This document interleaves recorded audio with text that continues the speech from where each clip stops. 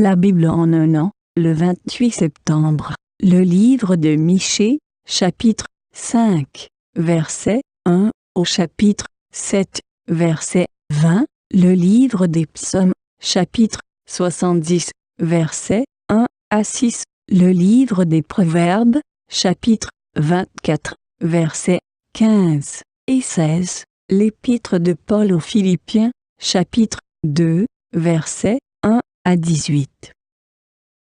Michée, chapitre 5. Et toi, Bethléem Ephrata, petite entre les milliers de Juda, de toi sortira pour moi celui qui dominera sur Israël, et dont l'origine remonte aux temps anciens, au jour de l'éternité. C'est pourquoi il les livrera jusqu'au temps où enfantera celle qui doit enfanter, et le reste de ses frères reviendra auprès des enfants d'Israël. Il se présentera, et il gouvernera avec la force de l'Éternel, avec la majesté du nom de l'Éternel, son Dieu. Et ils auront une demeure assurée, car il sera glorifié jusqu'aux extrémités de la terre. C'est lui qui ramènera la paix. Lorsque l'Assyrien viendra dans notre pays et qu'il pénétrera dans nos palais, nous ferons lever contre lui 7 pasteurs et 8 princes du peuple. Ils feront avec l'épée leur pâture du pays d'Assyrie et du pays de Nimrod au-dedans de ses portes. Il nous délivrera ainsi de l'Assyrien lorsqu'il viendra dans notre pays et qu'il pénétrera sur notre territoire. Le reste de Jacob sera au milieu des peuples nombreux comme une rosée qui vient de l'Éternel, comme des gouttes d'eau sur l'herbe. Elles ne comptent pas sur l'homme, elles ne dépendent pas des enfants des hommes. Le reste de Jacob sera parmi les nations, au milieu des peuples nombreux, comme un lion parmi les bêtes de la forêt, comme un lionceau parmi les troupeaux de brebis. Lorsqu'il passe, il foule et déchire, et personne ne délivre. Que ta main se lève sur tes adversaires, et que tous tes ennemis soient exterminés. En ce jour-là, dit l'Éternel, j'exterminerai du milieu de toi tes chevaux, et je détruirai tes chars. J'exterminerai les villes de ton pays, et je renverserai toutes tes forteresses. J'exterminerai de ta main les enchantements, et tu n'auras plus de magiciens. J'exterminerai du milieu de toi tes idoles et tes statues, et tu ne te prosterneras plus devant l'ouvrage de tes mains. J'exterminerai du milieu de toi tes idoles d'Astarté, et je détruirai tes villes. J'exercerai ma vengeance avec colère, avec fureur, sur les nations qui n'ont pas écouté. Michée, chapitre 6. Écoutez donc ce que dit l'Éternel. Lève-toi, plaide devant les montagnes, et que les collines entendent ta voix. Écoutez, montagnes, le procès de l'Éternel, et vous, solides fondements de la terre. Car l'Éternel a un procès avec son peuple, il veut plaider avec Israël. Mon peuple, que t'ai-je fait? En quoi t'ai-je fatigué? Réponds-moi. Car je t'ai fait monter du pays d'Égypte, je t'ai délivré de la maison de servitude, et j'ai envoyé devant toi Moïse, Aaron et Marie. Mon peuple, rappelle-toi ce que projetait Balak, roi de Moab, et ce que lui répondit Balaam, fils de Béor, de Sittim à Gilgal, afin que tu reconnaisses les bienfaits de l'Éternel. Avec quoi me présenterai-je devant l'Éternel, pour m'humilier devant le Dieu Très-Haut? Me présenterai-je avec des holocaustes, avec des veaux d'un an? L'Éternel agréera-t-il des milliers de béliers, des myriades de torrents d'huile? Donnerai-je pour mes transgressions mon premier-né, pour le péché de mon âme le fruit de mes entrailles? On t'a fait connaître, ô homme, ce qui est bien. Et ce que l'Éternel demande de toi, c'est que tu pratiques la justice, que tu aimes la miséricorde, et que tu marches humblement avec ton Dieu. La voix de l'Éternel crie à la ville, et celui qui est sage craindra ton nom. Entendez la verge et celui qui l'envoie. Y a-t-il encore dans la maison du méchant des trésors iniques, et un épha trop petit, objet de malédiction? Est-on pur avec des balances fausses, et avec de faux poids dans le sac? Ces riches sont pleins de violence, ces habitants profèrent le mensonge, et leur langue n'est que tromperie dans leur bouche. C'est pourquoi je te frapperai par la souffrance, je te ravagerai à cause de tes péchés. Tu mangeras sans te rassasier, et la faim sera au-dedans de toi. Tu mettras en réserve et tu ne sauveras pas, et ce que tu sauveras, je le livrerai à l'épée. Tu sèmeras, et tu ne moissonneras pas. Tu presseras l'olive, et tu ne feras pas d'onction avec l'huile.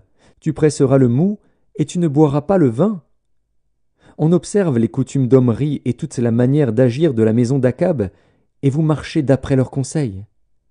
C'est pourquoi je te livrerai à la destruction, je ferai de tes habitants un sujet de raillerie, et vous porterez l'opprobre de mon peuple.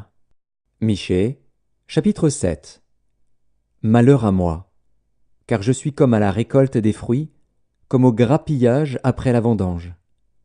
Il n'y a point de grappe à manger, point de ces primeurs que mon âme désire.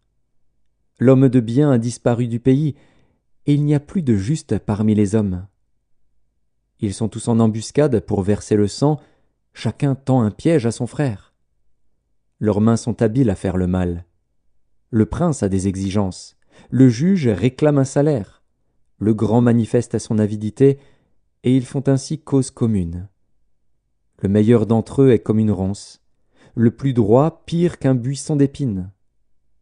Le jour annoncé par tes prophètes, ton châtiment approche. C'est alors qu'ils seront dans la confusion. Ne crois pas à un ami, ne te fie pas à un intime. Devant celle qui repose sur ton sein, garde les portes de ta bouche. Car le fils outrage le père, la fille se soulève contre sa mère, la belle-fille contre sa belle-mère. Chacun a pour ennemi les gens de sa maison.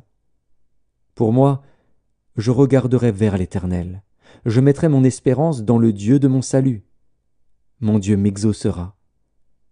Ne te réjouis pas à mon sujet, mon ennemi, car si je suis tombé, je me relèverai. Si je suis assise dans les ténèbres, l'Éternel sera ma lumière. Je supporterai la colère de l'Éternel, puisque j'ai péché contre lui, jusqu'à ce qu'il défende ma cause et me fasse droit. Il me conduira à la lumière, et je contemplerai sa justice. Mon ennemi le verra et sera couverte de honte, elle qui me disait « Où est l'Éternel, ton Dieu ?» Mes yeux se réjouiront à sa vue. Alors elle sera foulée aux pieds comme la boue des rues. Le jour où l'on rebâtira tes murs, ce jour-là tes limites seront reculées. En ce jour, on viendra vers toi de l'Assyrie et des villes d'Égypte, de l'Égypte jusqu'au fleuve, d'une mer à l'autre et d'une montagne à l'autre. Le pays sera dévasté à cause de ses habitants, à cause du fruit de leurs œuvres. Paie ton peuple avec ta houlette, le troupeau de ton héritage, qui habite solitaire dans la forêt au milieu du Carmel. Qu'il paisse sur le Basan et en Galade, comme au jour d'autrefois. Comme au jour où tu sortis du pays d'Égypte, je te ferai voir des prodiges. Les nations le verront et seront confuses, avec toute leur puissance. Elles mettront la main sur la bouche, leurs oreilles seront assourdies. Elles lécheront la poussière, comme le serpent, comme les reptiles de la terre. Elles seront saisies de frayeur hors de leur forteresse. Elles trembleront devant l'Éternel, notre Dieu. Elles te craindront. Quel Dieu est semblable à toi, qui pardonne l'iniquité, qui oublie les péchés du reste de ton héritage? Il ne garde pas sa colère à toujours, car il prend plaisir à la miséricorde. Il aura encore compassion de nous, il mettra sous ses pieds nos iniquités. Tu jetteras au fond de la mer tous leurs péchés. Tu témoigneras de la fidélité à Jacob, de la bonté à Abraham, comme tu l'as juré à nos pères au jour d'autrefois. Psaume 70, au chef des chantres, de David, pour souvenir.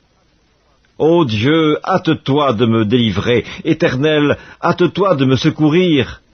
Qu'ils soient honteux et confus ceux qui en veulent à ma vie, qu'ils reculent et rougissent ceux qui désirent ma perte.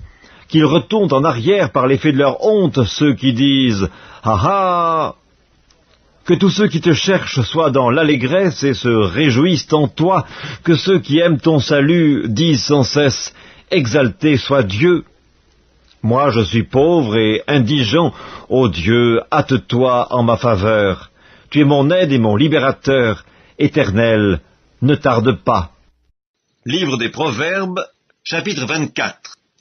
Ne tends pas méchamment des embûches à la demeure du juste, et ne dévaste pas le lieu où il repose. Car 7 fois le juste tombe, et il se relève, mais les méchants sont précipités dans le malheur. Épître de Paul aux Philippiens, chapitre 2.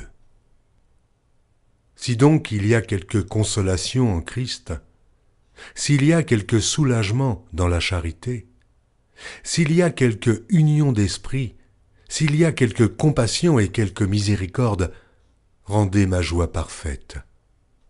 Ayant un même sentiment, un même amour, une même âme, une même pensée. Ne faites rien par esprit de parti ou par vaine gloire, mais que l'humilité vous fasse regarder les autres comme étant au-dessus de vous-même. Que chacun de vous, au lieu de considérer ses propres intérêts, considère aussi ceux des autres. Ayez en vous les sentiments qui étaient en Jésus-Christ, lequel, existant en forme de Dieu, n'a point regardé comme une proie à arracher d'être égal avec Dieu, mais s'est dépouillé lui-même, en prenant une forme de serviteur, en devenant semblable aux hommes, et ayant paru comme un simple homme.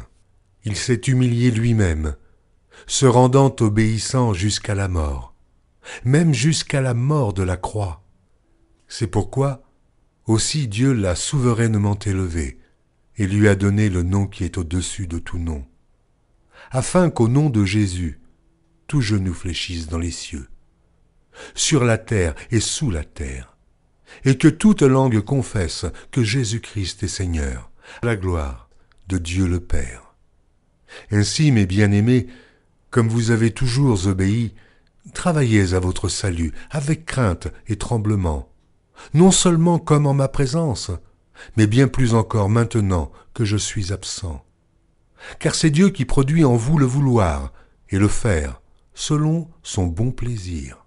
Faites toutes choses, sans murmure ni hésitation, afin que vous soyez irréprochables et purs, des enfants de Dieu irrépréhensibles au milieu d'une génération perverse et corrompue, parmi laquelle vous brillez comme des flambeaux dans le monde, portant la parole de vie, et je pourrai me glorifier au jour de Christ de n'avoir pas couru en vain, ni travaillé en vain.